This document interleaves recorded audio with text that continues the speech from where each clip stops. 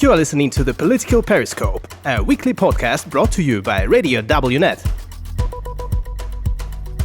Interviews on international politics, security, geopolitics, economy, and more, every Thursday at 7 p.m. Today's interview is part of Radio Wnet's project on the Bucharest 9, the countries of NATO's eastern flank. Our guest is Dragomir Zakov, the Minister of Defence of Bulgaria. Political Periscope. Mr. Minister, are you concerned about the situation in the Black Sea?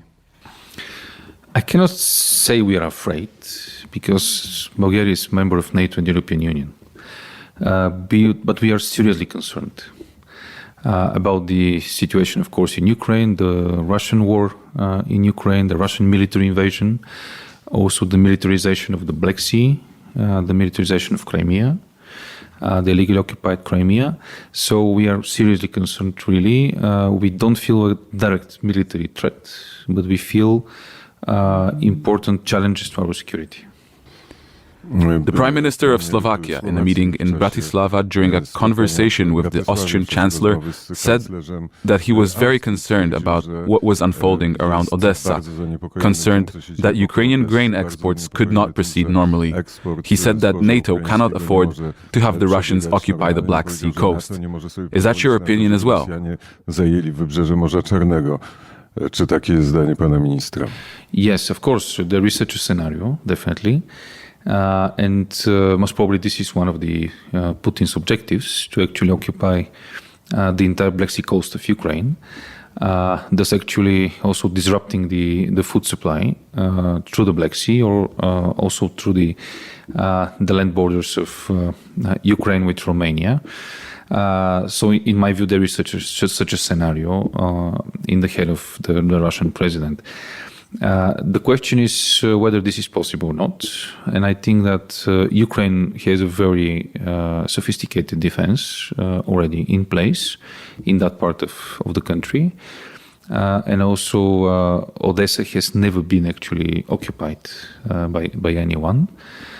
So historically, I mean, also we have to also count the history. But this is also a concern because I think it is not a concern about Bulgaria, because we are a big producer also of wheat. The problem is, I think, for Europe, for the global food storages, and also for the poor countries in Africa, mainly. So the poor countries in Africa will be the first victims of such kind of food crisis.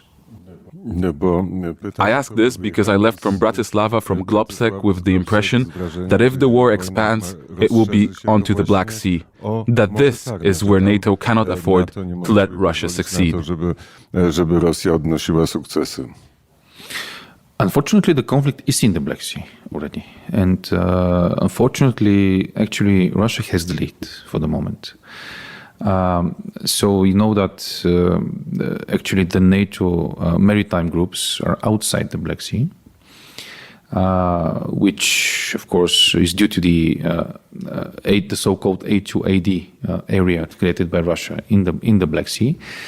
You know that actually Ukrainian cities has been stricken by Russia also from ships from the Black Sea. We know the situation from the first days of the wars around the Snake Island, which is a strategically important island in the Black Sea, just 40 kilometers away from the Danube River. Yes, Russia is in the lead now. The question is how we can deny this leadership actually in the next weeks and months. And you're completely right. NATO cannot afford of actually leaving Russia be in the lead for a very long period militarily, of course, in the Black Sea. But where Russia is in the lead in this case, and this is a military, let's say, leadership, because NATO wanted to avoid a conflict with Russia, direct conflict with Russia. So we had to actually choose between being in conflict with Russia but deny this leadership, or leave Russia actually be or creating this A2AD zone in the Black Sea. But I think with what NATO is doing now on the eastern flank, This will be rectified very soon, not only in the Black Sea, but in the entire region. In Russian propaganda, this is already a war that is between Russia and the North Atlantic Alliance. Exactly, the propaganda is saying like this. This is very visible also in Bulgaria. Actually, we know that Russia, even before the war, actually, the Russian propaganda machine actually had many times actually declared that NATO has installations in Ukraine, or military bases in Ukraine. Now we witness that this is not the case. Of course, this has never been the case. Today, Russia says, okay, NATO allies actually sent weapons to Ukraine. That means NATO is also party to the armed conflict. So the Russian propaganda will stay as it is. The question is how we respond to this propaganda. What is the truth, and what we are doing really on the spot. Also, how we shape the opinion of our public. How strong is Russian propaganda in Bulgaria? Very strong. And I should say also Bulgaria has been a victim of the Russian hybrid propaganda, let's put it in a larger context, since many months, long before the conflict started on the 24th of February. And actually the latest emanation of this hybrid warfare toolbox, is the cut of gas supply, which is part of this propaganda saying that if you don't comply with certain rules, then you'll be out of gas. But we still have supplies, not from Russia. How does Bulgaria defend itself against Russian propaganda? By communicating to the larger public. That's what I'm doing since my first day in office, from 1st of March. And when I took over the lead of the ministry, I remember in March there was a large denial of any kind of allied presence in Bulgaria. Now, a few months later, we've decided to have Italy as a framework nation to the Nato group in Bulgaria, and there was no single public voice against. If public opinion polls were taken, would the majority of Bulgarians be on the side that you are on? Or would they say, it's none of our business, we want to be neutral? Or would they agree with Putin? To nie nasza sprawa, chcemy być neutralni, albo przyznawała rację Putinowi. You know, the results are very interesting, because on one side, I think the latest poll was from Globsec, by the way, of more than 50% of the Bulgarians don't blame Putin, for example, for the war. At the same time, we have figures saying that many of the Bulgarians are against Ukraine in a way but also supporting Putin due to a fear from Putin. And this is very interesting. There is no need to actually change the public opinion. It's always possible to shape it. So that's what we are trying to do. To explain to our people, they have certain beliefs maybe. They're victims of propaganda, but actually we try to explain the truth. We try to explain what is at stake, what is at stake in their future as well. So that's what we are doing. I don't know whether it will be successful or not, and it's not always needed actually to follow the larger number in the public opinion, because this is at the end leadership. So the leaders sometimes need to go with the right decisions rather than to go to leading the polls, let's say, or to follow the polls. Pan minister w trybie nagłym został... You became minister on an urgent basis on the 1st of March. You flew in from Brussels, where you were Bulgaria's ambassador to NATO. In what condition did you find the Bulgarian army? What surprised you most? Pan armię bułgarską. Co pana najbardziej zaskoczyło? There were no surprises, let's say, because being an ambassador to NATO, I was fully aware, of course, of the status of state of play in our armed forces. Not even being only an ambassador, but before that also working on NATO in the foreign ministry. So there were no surprises. But what I'm trying to do now is to put real focus on the modernization of the armed forces. To overcome the dependency from Soviet era equipment as fast as possible. And of course, creating this culture of working with the allies. Of course, both on Bulgarian territory, but also outside the Bulgarian territory. That's why actually for the last 3 months I have been working very hardly with my team to actually get this battle group ready so the NATO battle group ready in Bulgaria with the participation of allies. We have already the US here with the Stryker company. We have the UK that joined the US Stryker company, and we are waiting for Italy as a framework nation with up to 800 personnel. The NATO summit in Madrid is coming up. What are Bulgaria's expectations? To what extent should this NATO presence and NATO troops here in Bulgaria be strengthened? I think we might see actually kind of a historical summit ahead of us. Because apart from the strategic concept that this summit will prove, the next strategic concept, which is a very important document in the current context for the next, let's say, almost decade, but also other important decisions like innovation fund, like Diana, the implementation of Diana, also many important decisions related to most probably resources. But also, very importantly, on the deterrence and defense side, which is the concept on how NATO will evolve in the next years, coping with the threat of Russia. I think that NATO is already back to its core mandate, which is collective defense, which means defense is the key word. Now we have kind of enhanced forward presence. We don't call it exactly defense. My guess is that NATO will go towards defense, which means maybe forward defense, not forward presence. This is a very interesting concept as well. That will evolve in the years to come. So that's why I'm saying we most probably will see historical decisions and historical summit. Should the NATO bases be moved to the east? These are the expectations of Poland. These are the expectations of the Baltic countries. I think NATO is already on the eastern flank with allies, with quite an important number of troops. This is exactly what Putin wanted to avoid before the war. Of course, now he's seeing it on his borders, on the Russian borders. But I think since NATO is already on the eastern flank quite massively, but quite. Yes, it should be quiet because the main purpose of NATO is collective defense, but also deterrence. This is not about attacking anyone.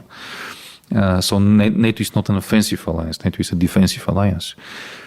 Quite mean that, of course, we are creating our defense. We are not creating offensive capabilities. So offensive need to be loud, I think, in a way. And that's what Russia is doing. So now with so many structures already and so many troops along the eastern flank, from the strategic depth, this is from the Western Europe, and across the Atlantic. I think that it's time actually to structure this presence, because otherwise it will remain just a forward presence with no structure. And if you say it's quiet, I think maybe it's not well structured, most probably. And I think this is the next summit. The summit in Madrid will actually set the scene for this kind of structure to evolve. And I guess that most probably the summit next year will be also important in order to consolidate the decisions we're going to take already in Madrid. But with such an aggressive policy of Putin, does NATO have time for all these summits and this decision-making on a long-term schedule? I think NATO has all necessary structures to deter and defend allies. NATO has all the resources to do so as well. Secure has now currently all the resources to defend area of responsibility. So the question from now on should be actually to structure all these efforts in the best way in order to be effective. So to sum up, actually, NATO has everything necessary to defend and deter from any kind of aggression 360 degrees, including from Russia. So the question is how this could be made better, how this could be made faster, and thus how this could be made in a more structured way. That's a very optimistic view. I don't know if it looks that optimistic from Kiev's perspective. Do you share the view that there is a war going on there in Ukraine for the future of Europe? Of course, in a way, Ukraine is fighting for our values, for the democracy. And all these values actually are enshrined in the Washington Treaty. And that's why we say in Bulgaria that we fully support Ukraine in its European future and also the European integration of Ukraine. Because Ukraine actually has proved to be the real defender of our values today. But I'm optimistic because I know NATO from inside, as former ambassador to NATO. And I can say that really NATO has the necessary tools to defend and deter from any aggression. And what do you think? Are you among those who say that the war in Ukraine will last a long time? And if yes, what does that mean? How long? I had this kind of question, I had a panel in Globsec, so I had similar question. And I responded that actually this war will be decided by the technology. Because now what we are seeing in Ukraine is finally a clash between the 21st century technology against the mass from the 20th century tactics of Russia in this case. And I think that, I don't believe, actually I believe that Ukraine will win this war at the end. This is my real belief. And this will happen when Ukraine has enough capabilities to overcome the mass of the 20th century Russia. Because what Russia is doing now is a massive military invasion with 20th century tactics, which is not the case from the Ukrainian side. And we see in the last, especially in the last month, that Ukraine has many advantages already from technological point of view over the Russian equipment. So this war is very strange because actually we really see 21st century against 20th century, and this will be decisive at the end. And on the other hand, I'm afraid that Russian bombing will tire out the Ukrainians, and the Ukrainians will get fed up with the war. You're right. Actually, bombardments are very heavy. I visited Ukraine together with my prime minister in April, so we witnessed what was the devastating result of roughly 20 days presence of the Russian troops in the outskirts of Kiev, in the small villages around, including in Bucha, Irpin, Bordyanka, and the small villages around as well.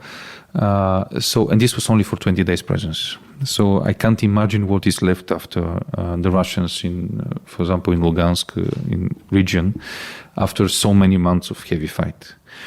But I think, as I said, this war will continue as long as Ukrainians receive the necessary technological advantage over the Russian troops, or someone in Moscow decides to stop this awful war. What are the chances of the latter happening? I want to believe the chance is big. To be realistic, for the time being, I don't see it's big enough. How, on this background, and if at all, is Bucharest 9 important for Bulgaria? How is the cooperation among the Bucharest 9 on this background? Bucharest 9 has been created as a platform for consultations, and this is actually the value of this format, because we can discuss really in a very concise format of the countries from the eastern flank, many times, of course, with US, with France, with Secretary General of NATO, on how we can move forward on the deterrence and defense activities on the eastern flank, but also sending political messages to both our allies, but also to the outside world. We have today defense ministerial in B9 format. There will be a B9 summit, I think, on Friday this week. So this will be a B9 week, and I hope we'll be able, actually, all of us, all 9, to send clear messages, including through declarations from both meetings, and to actually say to the outside world what we can do all 9 of us, but also what we can help Ukraine in the current difficult times. There is a full understanding and total agreement among the prime ministers and ministers of the Bucharest 9, including the fact that they all want to expand NATO to include Finland and Sweden. Yes, of course. I think it's out of any question that Finland and Sweden should be part of NATO. In Bulgaria, the documents actually for the ratification of the membership are already in the pipelines, awaiting, of course, the formalities in NATO. So there is no question from Sofia about the membership. I think there is no question also in B9. And I'm pretty sure that this issue actually will be in the declaration from today, also from Friday from our heads of states. The Bucharest 9 has no doubts. Turkey and Ankara have such doubts. They set conditions for Sweden and Finland, not necessarily conditions that Sweden and Finland can meet, because this is about human rights, about the rights of the Kurds to be able to live, to exist, and to work normally. In NATO, same time, you need more time, more discussions, more consultations, in order to find the right solution. It doesn't mean a long time for these discussions. So I truly hope that in the next 3 weeks, almost 3 weeks, until the summit in Madrid, there will be consensus in NATO. There is this kind of sentence enshrined in the Room 1 of NATO, saying animus in consulendo liber, which means that our minds are free in the consultations. And this is because I was there, and I can prove that in the consultations in Room 1, we will be able to find solutions. And I truly believe in this. This is another question about Polish-Bulgarian military cooperation and relations. How do you see Poland's role? What are these direct relations like? Well, we enjoy excellent relations with Poland, not only between ministries of defense, but also bilaterally, in general, at all levels, starting from president all down to the ministers. So we are also trying to work now with Poland for the extension of the life cycle of our MiG-29, so we can actually have the air policing from Bulgaria up until we receive the new F-16 Block 70 in 2025. If you remember, most probably in Iraq, the famous operation defending Kerbala. So this is the city hall of Kerbala by Polish and Bulgarian troops, and this is something historical that is taught now in the leading military academies. So we have also proved our bilateral military cooperation actually on the battlefield. To na zakończenie, panie ministrze, pytanie o This is my final question, Mr. Minister, because we talked about the military aspect, but the weapons that Putin uses are also world hunger, that is, food and energy. As far as energy is concerned, there are sanctions introduced by Western countries. Bulgaria manages with gas it gets from Azerbaijan, but oil? Here it is worse, because Lukoil is the only oil refinery in Bulgaria. Ropa. Tu jest gorzej, bo Lukoil jest jedyną rafinerią ropy w Bułgarii. Yeah, we have to separate maybe the petrol from the gas, because those are two different issues for us. Actually, they're of course connected, but they can be dealt with in a slightly different way. On the gas supply, in one day we went from more than 90% dependency to 0% dependency. We're still receiving gas from different sources. On the petrol supply, this is totally different thing. As you said, we have only one refinery. Actually, this is Russian-owned. This is Lukoil, and this is much more complicated. That's why Bulgaria actually wanted to have derogation from the EU sanctions now for some time in order to try to find alternative supplies. But on the gas, this is really interesting. How actually for so many years we were not able to go or to lower the dependency from Russia. And then in one day we went to 0%. And nothing wrong happened at the end of the day. Yeah, it was not easy to find immediately supplies from allies, from partners, but now we have already many alternatives. Even we will be ready most probably to supply Ukraine from south to north for the winter. And this is something very interesting. Mr. Minister, we are in the building of the Ministry of Defense. There is a painting on the wall in this room. What does it portray? This is a battle, if I'm not wrong, from the First World War in Dobruja, which is northeast part of Bulgaria. And by the way, this was, I think, the one of the historical moments in which Russian troops actually invaded Bulgaria, and we won. This is actually one of our victories. This was the Political Periscope. The podcast is released every Thursday at 7 p.m.